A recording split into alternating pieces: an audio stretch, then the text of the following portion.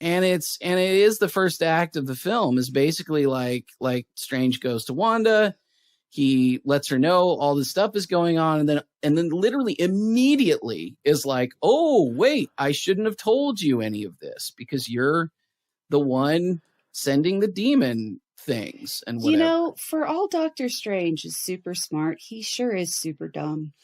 Yeah, so this is a big problem I've got with this movie in general, but I had this problem with Spider-Man No Way Home too, and unfortunately they're really doubling down on it in this movie, which is like Doctor Strange did something really, really dumb in Spider-Man, right? Like opening a portal to other dimensions and trying to cast this spell that could break the universe, which he knew could break the universe, and which he warned Peter could break the universe. And then also like not concentrating or letting Peter, like not asking Peter all the necessary questions before embarking on the spell and then being able to be distracted. I mean, Doctor Strange is the master of the mystic arts, we are told. We are told he is somebody who has studied tremendously to get to the point where he has this wealth of knowledge about magic and about spells and even about whatever the Karmitage folks know about the multiverse and all of those kinds of things.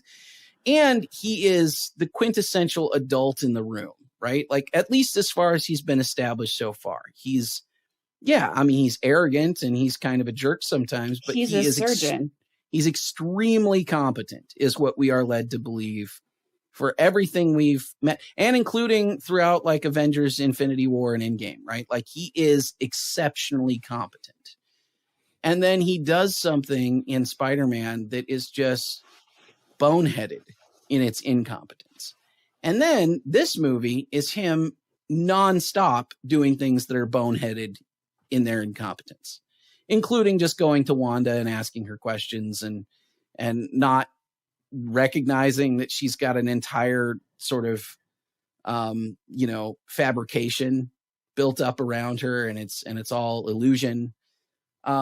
It's upsetting to me that like characters that you establish to be one thing and then you kind of wreck them. And by the way, this is what I'm worried a little bit about Thor is that I love Thor Ragnarok. I mean, we did our rankings and Thor Ragnarok rated very, very high in Marvel movies, but Thor Ragnarok strikes a really good balance of Thor being serious and emotional and even like princely or sort of kingly in some cases, and also like funny, and making jokes and all of those kinds of things. And it really leans into the wackiness of everything.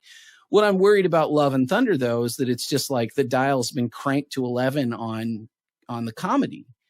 And that's going to completely undercut that character because that character is thousands of years old. He can't be the butt. And he's also like one of the most powerful beings in the universe. He can't be like nerfed and then made the butt of a joke, but that's exactly what happened in Endgame, right? So if we pick up with Fat Thor and all of those things, I think we're going to have a similar problem as Doctor Strange, where it's like Doctor Strange was originally established as being this great, super competent dude.